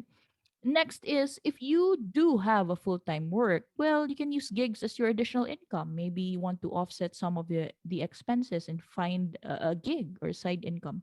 So you can do that via gigs. Sometimes as well, these gigs can bring in higher income. So you might have something consistent with your full-time work, but your gig might be bringing in the higher income as well. And then for gig workers, some of you might engage in this because you want a change of workplace. Maybe it's too boring for you, your full-time work. So you want to get gigs to up your workplace. And then of course, one other perk is you get autonomy. Like I said, you can manage everything on your own. You get your freedom as well. So you can take a break when you want. You can go on vacations if you want. Well, who doesn't want that, right? So that's the perk of being part of the gig economy. But there's a but, right? Of course, anything that's good, there has to be a but or a downside or a con. So what are the challenges? Well, first off, you have job stability, or I would say you don't have job stability because some of these gigs might be just one-off or project-based. So what ends up happening is that you have unpredictable workflow. You won't be able to know what your income would look like next month or next 3 months, right? And then, of course, you don't have your social safety net. You don't have financial security. You don't have health plans. You don't have a retirement plan. But hopefully, that will be offset by your huge salary from your gig work, right? Next, what's the other challenge? Well, competency in specific skill set. You might be very good at one thing, but lack expertise in another, which would bring you to the fact that there might be huge competition in whatever field you are looking for. So, for example, if you are an expert in, let's say, SEO, but what if there are a lot of people offering SEO at a lower price? Then you have to deal with competition. And one other challenge is this industry is still a bit unregulated. So what would end up happening is you would get exploited, right? You might be overworked and underpaid and all of that. So you don't want that to happen to you.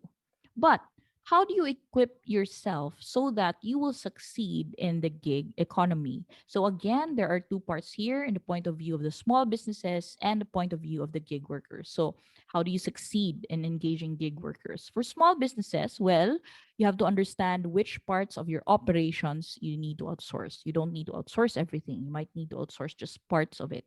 So understand which parts. And then understand the risks of outsourcing or gigs because you should not be expecting too much, especially if you don't understand how the flow of getting a gig worker would be, right? So there are risks to that as well. Understand it. And then for small businesses, for you to succeed, maybe pay fair, right? Offer benefits that can be doable because if you have a suki in your gig, then they will be able to offer you their best services. And then set and manage expectations. Don't You have to understand what the boundaries are for your gig worker. Maybe they don't need to do everything, right? They only need to do specific things that they are an expert in. So you have to set and manage your expectation.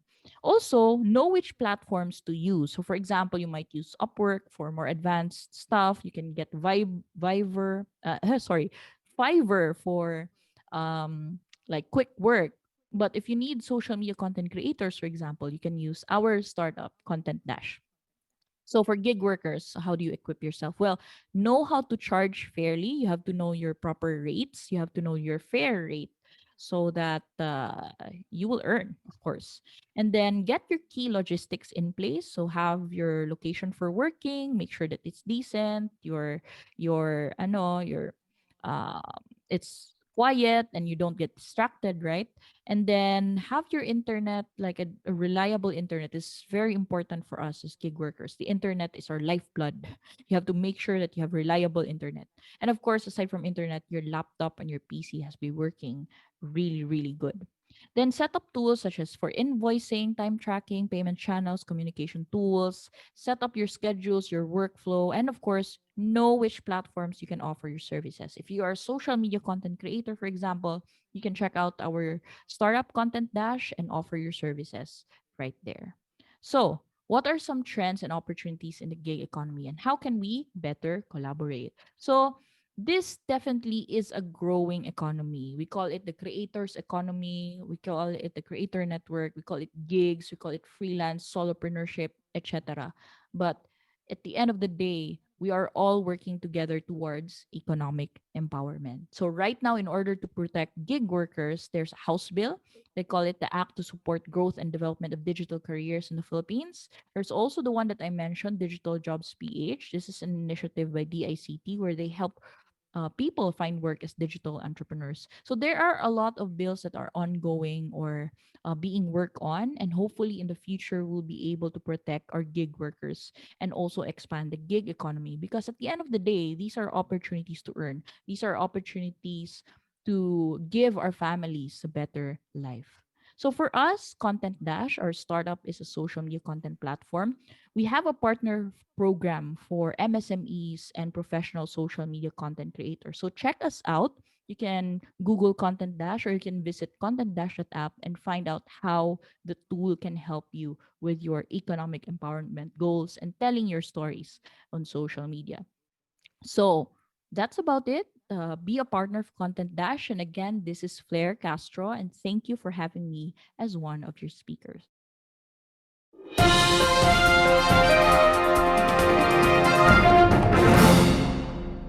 Thank you, Flair. It is insightful to know more about the work and world beyond traditional in-office full-time job we're so accustomed to. Yes, the gig economy is big, and yes, there's a lot of gig in this big economy.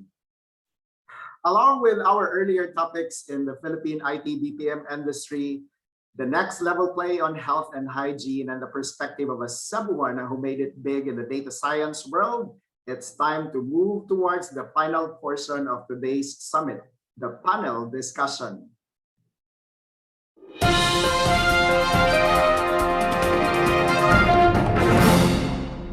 Since this morning we opened the summit, a team of people started mining excellent questions coming from our viewers in Zoom and those watching us live on Facebook. We're at an interesting point in which our next level speakers can further share their thoughts and insights through questions asked by our viewers. And so for today's panel discussion, let me now turn you over to our moderator, the Executive Director of Cebu.O, Mr. Buddy Villasis.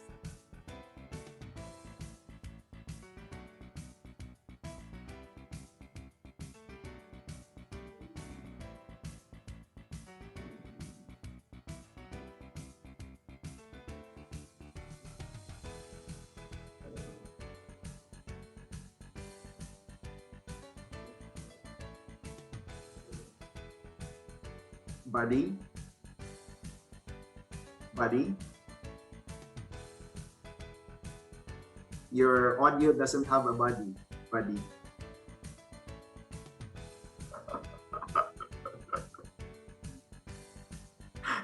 But anyhow, while we are fixing the tech glitch that we just had, we would still encourage everybody to continue sending your questions. For those of us who are in Zoom, you can key in your questions in the chat box. And for those who are actually watching us live on Facebook, you can continue to key in your questions in the comment section down below. So is our moderator now ready? It looks like, if I'm going to judge it by his facial expression. So yes. Hello, everyone. It seems that my Zoom line is hungry, and we are encroaching into everybody's lunch. Let me welcome once again Mr. Ray Untal, the president of IBPAP, Dr. Jondi Flavier, Miss Lory Nunez, and Miss Flaire Castro, who will be joining us for today's panel discussion.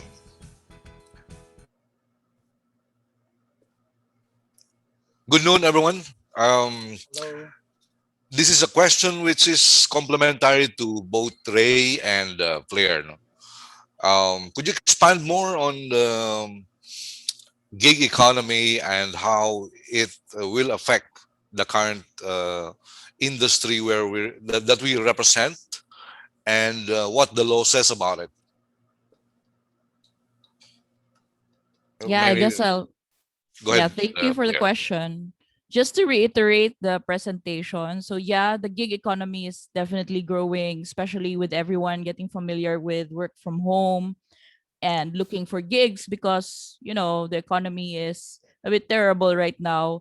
So it's going to pick back up, especially with the reopening, businesses opening up. So they're going to look for workers that are already in the gig economy. So let's expect that to grow in the next few years. Yep. Ray, what do you think would be the impact in the formal IT BPM industry with the growing gig economy in the Philippines? And as people were saying, it's in fact now even bigger than the formal IT BPM industry. I don't know if it's a hearsay, but some data were showing we have those figures, I think. Thank you again, Buddy, for having us here today. No, so firstly, we are very supportive of the gig economy. We don't see the gig economy as a competition. In fact, we are serving a common good, no, which is providing livelihood for the Filipinos.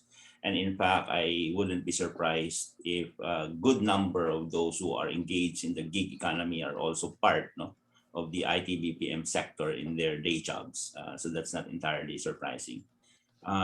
We are obviously very much engaged in some bills that are being crafted around the digital careers or the digital workers. We have made our representations known around the same topic because we believe that the digital workers shouldn't just be defined as the gig workers, because most of us, if not all of us, have transitioned to a similar notion, especially as brought about by the pandemic, as I have just shared. The good thing is that with all of these negative challenges that we had to deal with arising from the crisis, the pandemic, the digital transformation was accelerated as a result, and more of our countrymen in remote locations are being enabled as a result. So I think the gig economy is here to stay. I think we need to just look into some guardrails that we need to account for, both for the protection of the individuals as well as the protection of relationship with global businesses. And I'm sure Flaire is very much aware of those details. Thank you, Buddy. Thank you, Ray. A lot of people are looking at that now because we have a lot of expats, OFWs being sent home, and they're hopeless now of the opportunity. I don't think they could still come back. Most of the Filipinos overseas are being sent home because of COVID, And with the advent of the gig economy, they're now called, these gig workers are now called the new OFWs, online Filipino workers. And they're growing. I believe we'll see more of them soon. Lory, how are you from New York? Yes, I'm based in New York, but I'm actually in California now. Oh, okay. So Yeah. you had you're working across different time zones, and a lot of people from the University of San Carlos are looking at you as their idol on how you made it big. Could you expound a bit more on what you presented earlier? Yeah, so I think the biggest takeaway really is especially now, there are such a lot of online courses and online materials available to us, right? There are websites like Coursera where you can take courses for free. And these are state of the art courses taught in universities such as Stanford, USC, University of Southern California, you have MIT. These are offered for free. So Mhm. the takeaway really is take advantage of what is being offered online, right? Expand and expound on what you currently have in person there in the Philippines, and then just look for ideas or projects to practice on, right? To apply what you have learned so that you can build an online portfolio, an online presence, and that you can, you can apply or you can even make your own startup there in the Philippines. Thank you, Lori. Um, we're looking at a lot of students getting inspired from what you presented earlier, and knowing that you're from Cebu, who made it big in New York. Well, surely they look it up to doing something big. Dr. Flavier, how are you today, sir? Already thirsty, sir.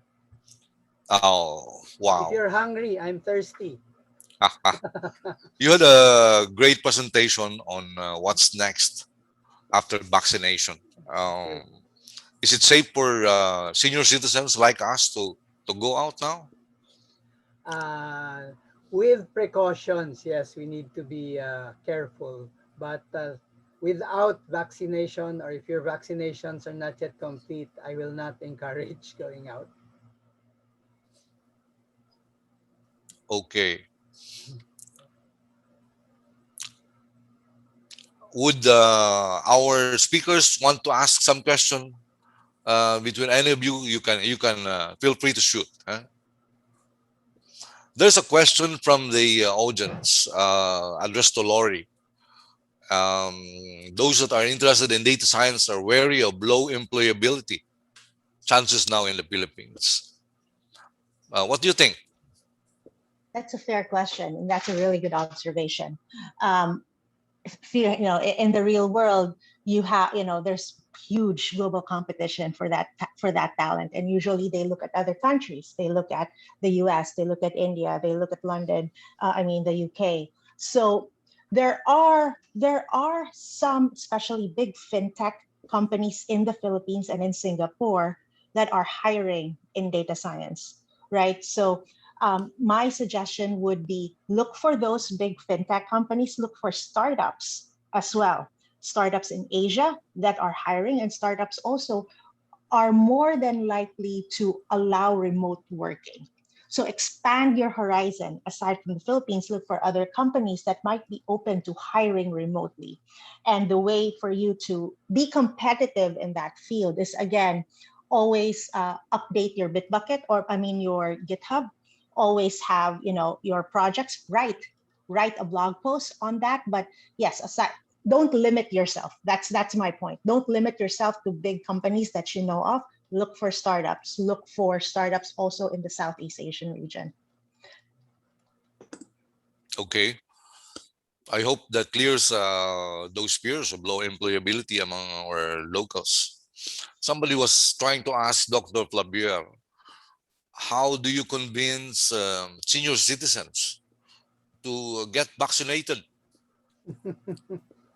Vaccine hesitance, I think, is still prevalent. Yes, What do you think? vaccine hesitancy, and there's a lot of information, especially among the senior citizens who like to catch up on whatever is said on the internet without checking. So for this, I think he's a human resource person in human resource officer in their office.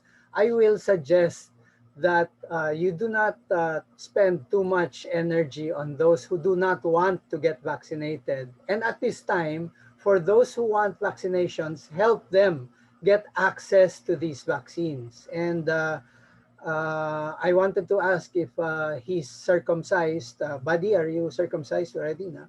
You remember our circumcision? We When I would, was, that was 50 years ago, I think, yeah, Doc.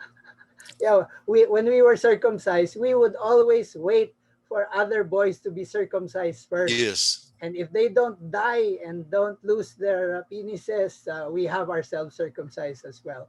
So those who you will help get immunized can be the examples that the others will follow. Thank you, Doc. For President Ray Untal, how confident are you with the growth of the industry towards next year? Thank you for that question, Buddy. The industry, as I have shared a while ago, is expressing its cautious optimism that we can, in fact, meet the numbers. But it goes without saying that there are a few things that we do need to ensure are acted on swiftly. And if I may just very quickly reiterate, number one, that's the very early access and a widespread access to the vaccine. I think that's very important, and it's great that the vaccination is very much in place. We're averaging in excess of 200,000 per day now, and Mhm. but it's still a long ways to go, not to get to the 500,000 a day that we are targeting to achieve population protection and eventually herd immunity. Similarly, it's great that we are looking at NCR plus, no? Meaning looking at also at multiple other locations as a priority where there is significant economic activity that's happening. So I think those are good strategies. Second, we are working closely with our friends in government to also allow us to continue, the work from home arrangement that we currently have. Again, while this pandemic's in play, while vaccine hesitancy is high, and while the more virulent versions of the virus is in play also, specifically the Delta variant that has become prominent in other countries. And then last but not the least, I think we can't afford to shoot ourselves in the foot by putting up, policies that are surprising and hurtful. And I'm talking and referring to the recent, revenue regulation Yeah. issue they are on VAT coverage. I think that's uncalled for, and we do hope that the policymakers will take heed, not just of the BPO appeal, but the export industry altogether, to reinstate what is covered appropriately in the CREATE bill, and that is the retention of the VAT zero rating for many of these purchases. There are other, I would refer to as key imperatives, but they are staple, and we need to work on those, not just as a single year or 2-year initiative, but more over the next 2 years. Industries in Cebu are also complaining on that regulation, which is causing some alarm across not just the BPO industry, but the manufacturing and other sectors as well. Yeah, in Some fact, Buddy, we are having a major press conference this afternoon. okay. We in media outreach joining us in our call for the scrapping of that revenue regulation. Us together with several other industries have banded together to make an urgent appeal for its immediate scrapping, if not suspension, considering the adverse impact it will have on our longer term intent to really help the economy and generate as much jobs as we could, which we have lost during the times of pandemic. It's good that industry associations like IBPAP and similar organizations like Cebu are making strong representations on behalf of member companies all across the industry sectors. Dr. Flavier, may I Yes, hear bud. your final words Okay. after your presentation, because I don't want to encroach into your upcoming lunch session. Okay, thank you, buddy, and thank you again for the privilege to join you. But allow me to ask Flaire Castro also a question before Yeah, I please go leave, ahead. and that's regarding Yes, Doc. access to the internet. Kasi in my practice, there are not enough patients who have access to the internet. So I was wondering if you have more recent data showing household access to the internet. And second, what I tend to do now is address patients' concerns by texting or short message SMS. So that is seems to be more accessible to more people, especially in the provinces. So I'd like your view on that. And I'd like to close by pointing out response to this person who's asking about working from home and the effect on mothers. Forgive me for trying to look at the brighter side, and working from home diminishes the travel time that you lose away from family. So in that sense, I think working from home has its advantages, but you're right. We are glad that the problems with working at home, the stress, etc., is also emerging, and slowly we are addressing these. Thank you again, buddy. Thank you to all of you. I learned a lot from the panel, even if I'm not as high tech as many of you.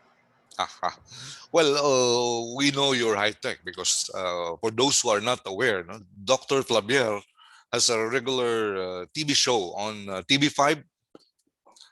It's called Clinica Flavier, and they provide medical information to the audience. And he is co-hosted by the beautiful Marga from the same channel. Lory, may I get your final word, or you may have a question for the other members of the panel before we sum up? Yeah, so thank you again for inviting me. This has been such a pleasure. And my final word would be, if the theme is next level play, right? How do Yes. we go to the next level? How do we transform? So it's really, taking chances, questioning the status quo, taking advantage of what's available right now online. Also, there are a lot of opportunities in the Philippines, a lot. Opportunities are scenarios where we can make a process better. So if we start with trying to solve a problem and just thinking of productionizing it, making sure that it works, then we have something. So there are a lot of opportunities in the Philippines, a lot of smart people. Technologies are there, present and ready for use. So I encourage everybody to be creative and just to roll up their sleeves and start solving these problems. Thank you, Lory. Miss Flaire Castro. Hello, thank you. So I think I have a lot of questions, I guess, to answer. First off, with Dr. Jondi, he asked about, sir, you asked about the, I don't know, the status of our internet quality, perhaps in the countryside. So this has become a challenge, of course, for everyone working from home, and that's most of us.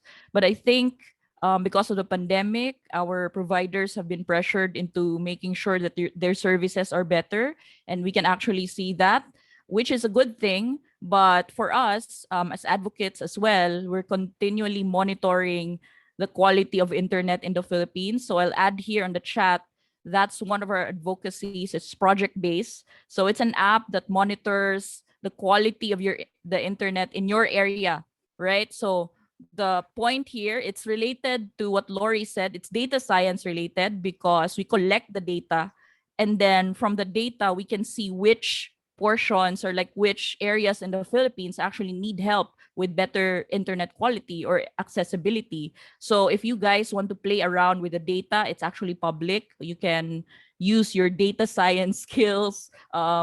Miss Lory also mentioned that for you to join the next level play, you actually have to enhance your skills. And I agree with her. The 21st century skills are out there for you to take and grab. Aside from data science, you have things like social media, digital marketing, which is also a huge source of data that you can play around. And it's all about how we're being out there and trying to enhance our skills. Or if you are not familiar with these industries, sorry, it's pivot. Use the word pivot, no?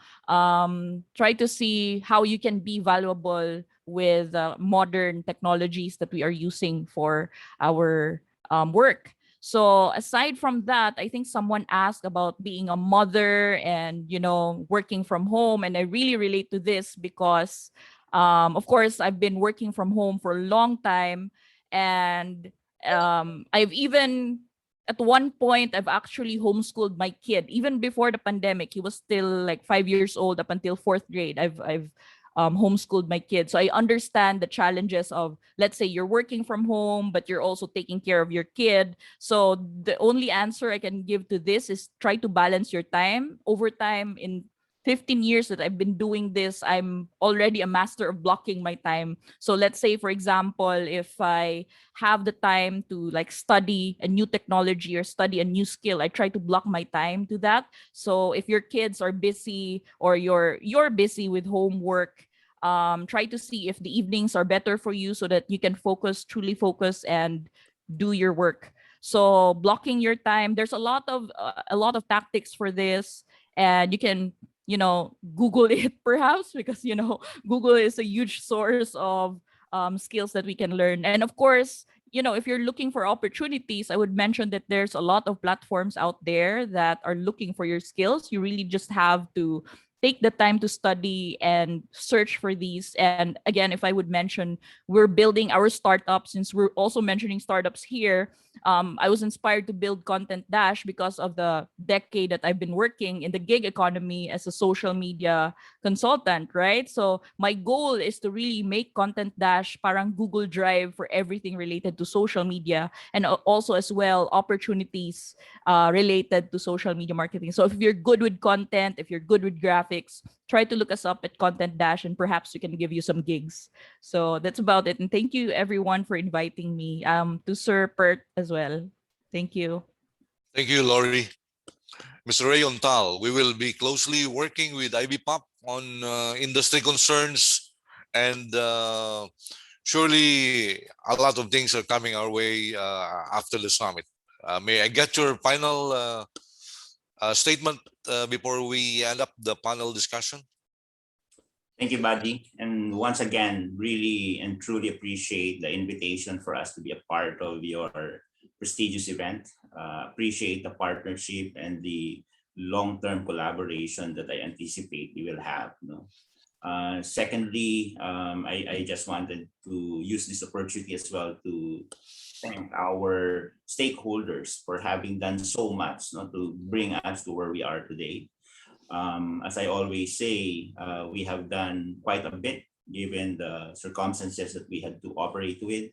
But at the same time, we are not yet out of the woods, and we have to continue to be careful and navigate the continuing ambiguity with a lot of patience.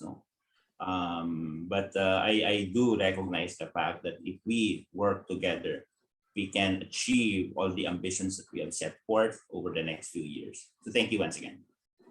Thank you, Ray. Thank you, Dr. Flavier. Thank you, Lory. And of course, Ms. Fleire Castro, for being part of today's productive discussion. At this point, I'd like to turn you over to DJ for the final words of the day.